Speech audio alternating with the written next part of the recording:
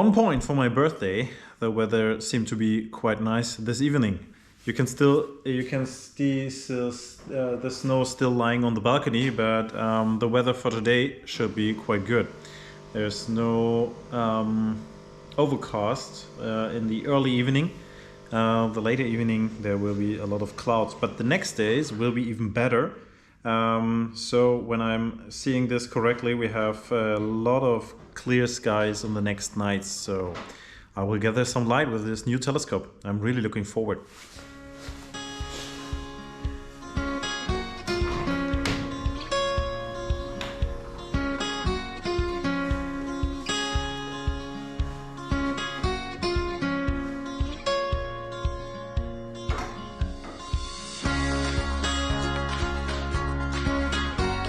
So the first thing I'm going to do is to bring the mount into position, and because of all the snow I'm going to put down some wood pieces onto the floor so that the mount will not get in touch with the snow, even though I think it won't be a problem, but you know, why not? I have them.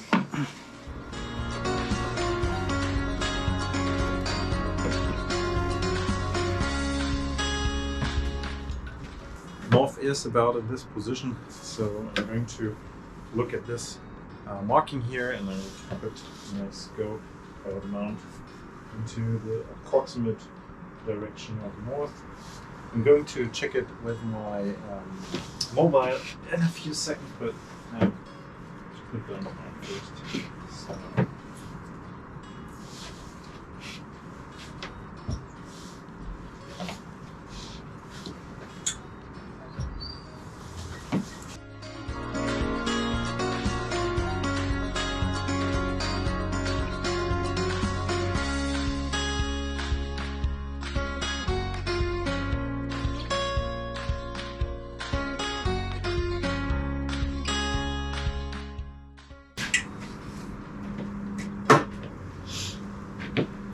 So now I'm going to put the head of the mount into the tripod, and then I'm screwing.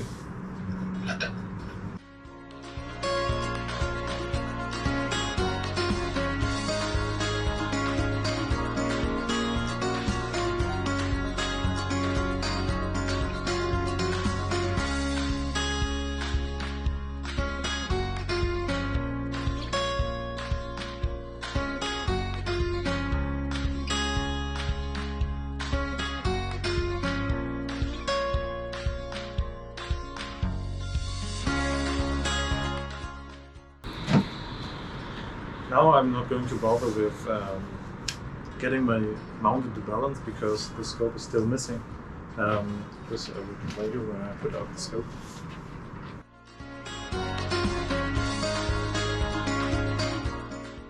So the mount is in position, and now we need to wait for the darkness to come in. So what I'm going to do now is to just get it a little bit into focus. So I'm going to try to focus something that is really far away. Unfortunately for me, my balcony is pretty much closed in by this wall, and as you can see, the scope has a pretty limited view to the horizon or to the trees and buildings far away. So I'm going to try my best, and maybe I have to put these boxes here to the side to get a good view to something very distant.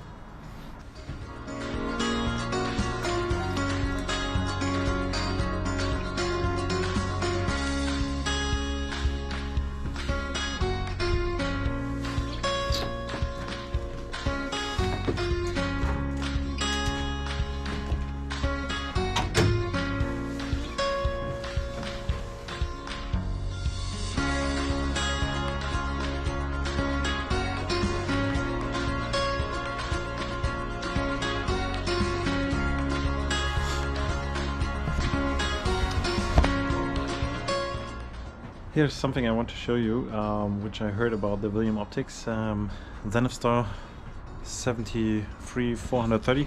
The problem is that with the fixing plate here, you can see that this screw here is very close to the plate, as you can see, and it's not that easy to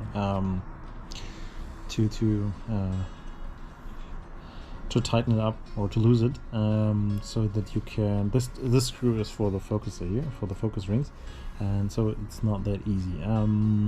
If you need to put your scope more to the front because of the balance issue, you'll see that the Vixen plate is already pretty much as far as I can go.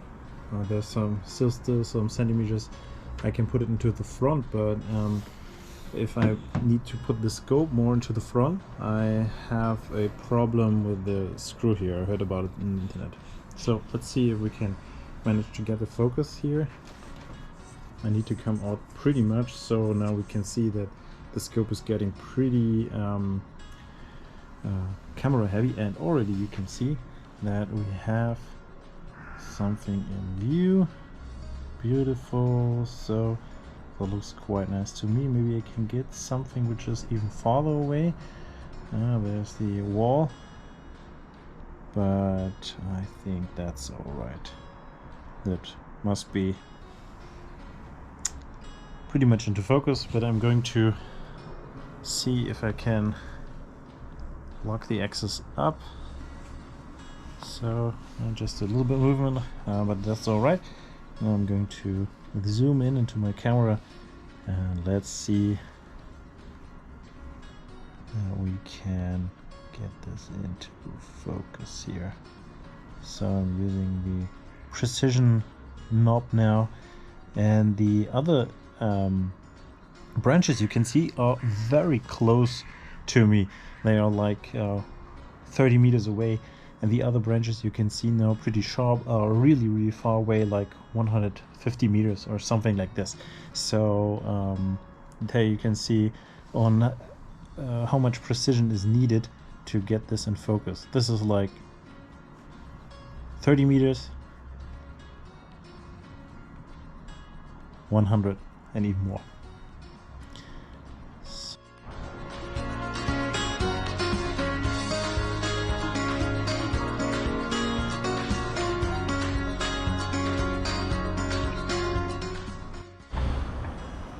So I just wanted to do a quick test run with the mount and the scope on top of it, and I have connected everything so far. The power supply is coming from outside, as you can see, all the way to the mount, and I hate cable troubles, so what I did was I put these gluing Velcro strips onto this mount. You might have seen it already on the impression video. There's some here too, and on the other side too, and of course on these rings there were some Velcro bands, Velcro strips too, and they allow me to put stuff like this as easy as just putting it on here. We'll see on how good it holds his weight. But I like this idea for the beginning. I powered everything up. What I will do now is I'm going to control my camera via my phone over the Wi-Fi, and I will control the mount with my iPad over Wi-Fi. And then I'm going to try to move it, and then we'll see on how this will work, so that when it gets dark we can use all the light we have for the stars. So I'm pretty excited about it, and I'm really looking forward. Even though it's just around 3 o'clock, it's already sunset here on the northern part of the world, and the sky is still full of clouds, but they look like they will go away soon. So wish me all the best. So the scope is connected to my phone.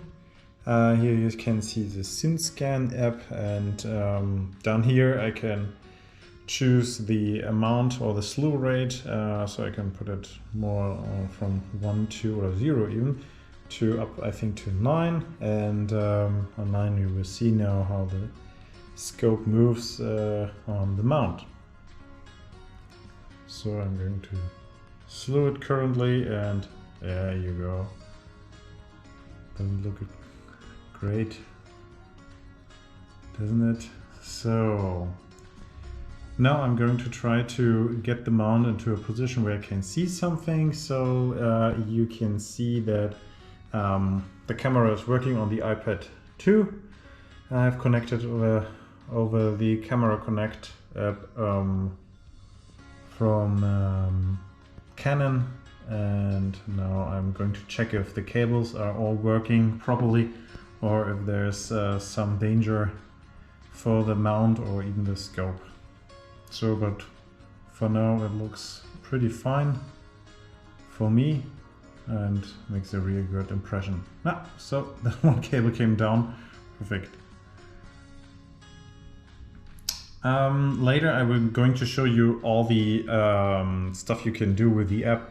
We're going to do a polar alignment, and then we're going to do a 1 or even 2-star alignment, and then we'll see on how good the go-to functionality will work if you're properly polar aligned and have a good 2 or even 3-star alignment. We will see it later. So until then. So here you can see the current live view of the iPad, and here I have the SynScan app. So I'm going to move the mount now, and let's see, it's moving really good. And now we're going to see if we can get a good view of the trees I had there before. There, over there. Oh, way too fast now. So I'm going to slow the mount down a little bit. I'm going to go back here. That's the wrong direction. That's even wronger. So here we go. That looks good. Yeah, that's the right way. Yeah, and as you can see, we see all the beautiful trees with the red leaves on it, when there are still some on them. And yes, so I think everything looks pretty fine. It seems like we are ready to go.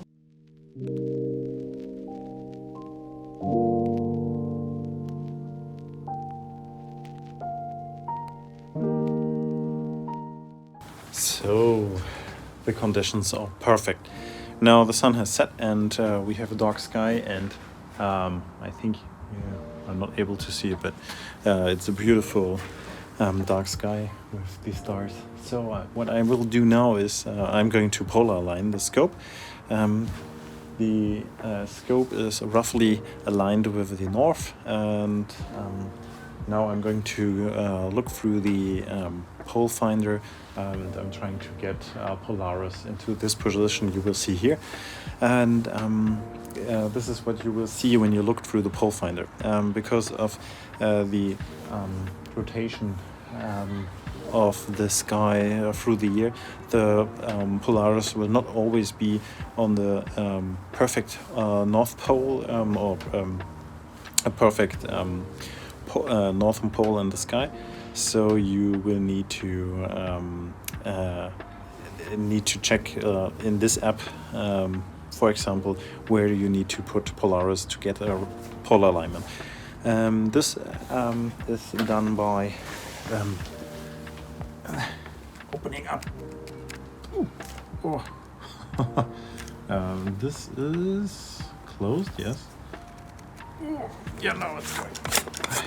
This was really tough to get away.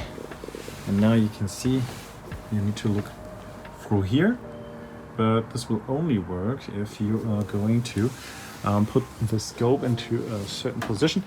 You need to loosen up this axis, and of course you need to open up this here, and then you need to turn it 90 degrees, and now you can look through the whole mount, through here and to Polaris. So let me do this, and then I'm getting back to you. So just one thing, you can, before you even polar align, you can get your northern position.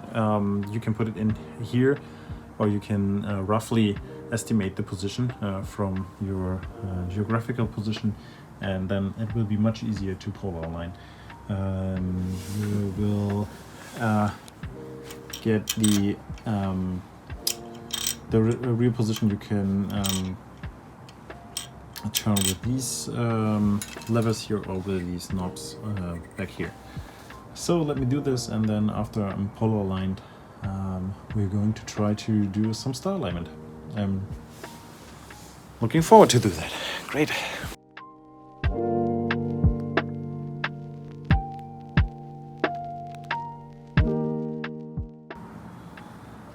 So I have logged up onto Vega, and here you can see how it looks like. You have it through the live view of the camera, and up there in the sky it is.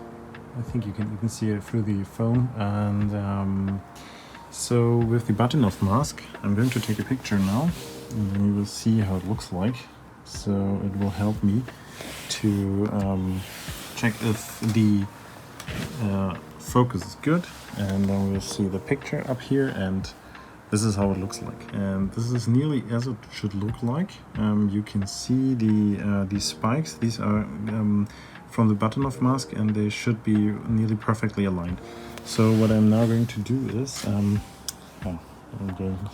always happens to me, I have to put the live view back on. So here's the star. I'm going to double tap it, and here you can see it. So let me have a look. So you can see the star, and here you can see how it should not look like. You can see the pattern of the button-off mask, and now I'm going to turn on the autofocus, and then I'm going to hopefully manage to get the focus right. So I'm going to turn here now. To unlock the screw, of course, first, and now I can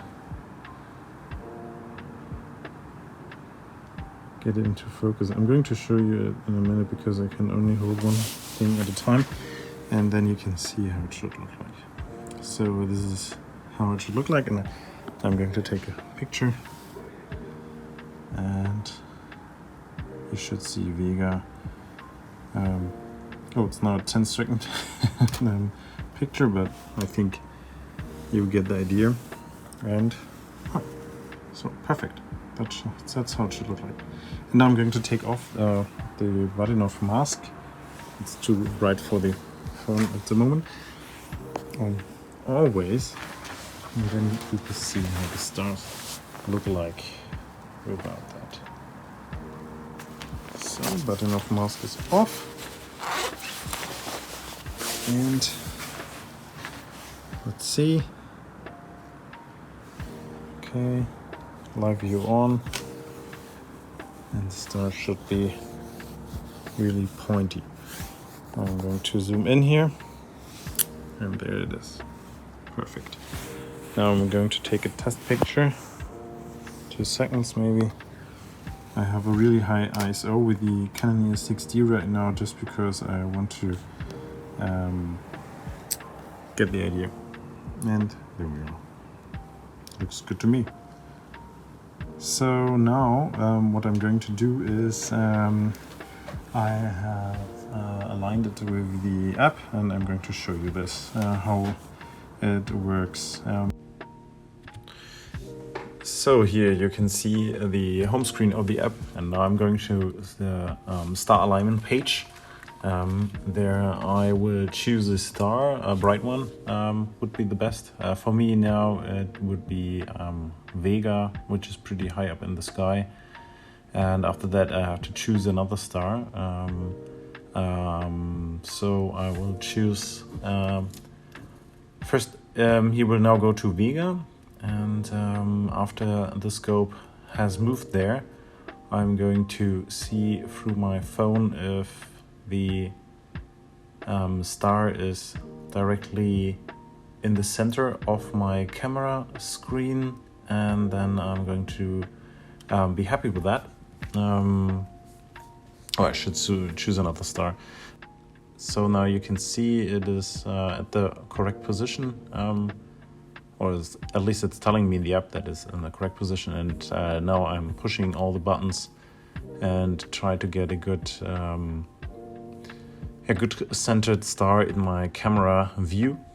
And then after I was happy, I would press this button, and after that I would be 2-star aligned, and hopefully that will be enough for me to use the go-to function of the SynScan app with much confidence, so that I don't have to manually align the mount again. So after I was happy with my alignment, I was about to try it out, and I went to stars with name and tried Altair, which is pretty easy to see, and after that I was able to see Altair in my camera view, and then I was happy with my alignment so far, and I had confidence in my positioning and the go-to.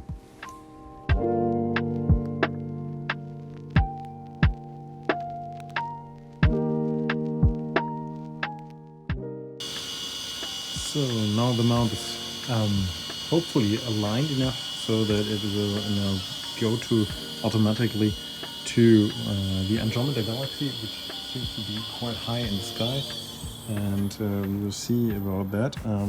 So let me see here if we can take a picture, and we'll see. I will take a long exposure now, and let's see what we get here.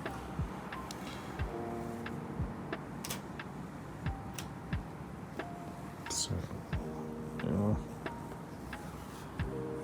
and it does not look like we have good alignment because I can't see any Andromeda Galaxy.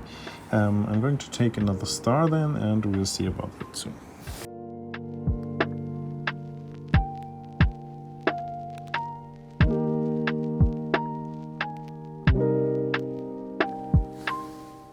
So I've just managed to align the scope and put it onto the Andromeda Galaxy. This will be the first real 30-second exposure. And let's see.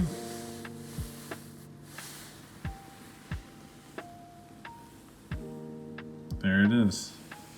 So it's 30 seconds with an ISO of 800. I'm going to tune that up a little bit so that we can actually see something with these settings. It will be quite difficult to see anything, so see us in 30 seconds.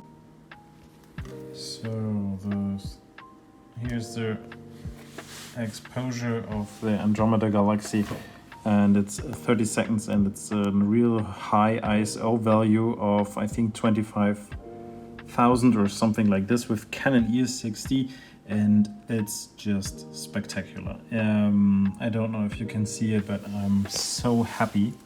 You can clearly make out the Andromeda Galaxy, and this is just amazing. For me, this is an absolute game changer. I have seen the Andromeda Galaxy through the through my old telescope with the naked eye, and it was already something so beautiful, and now to see it through this camera, that's really great.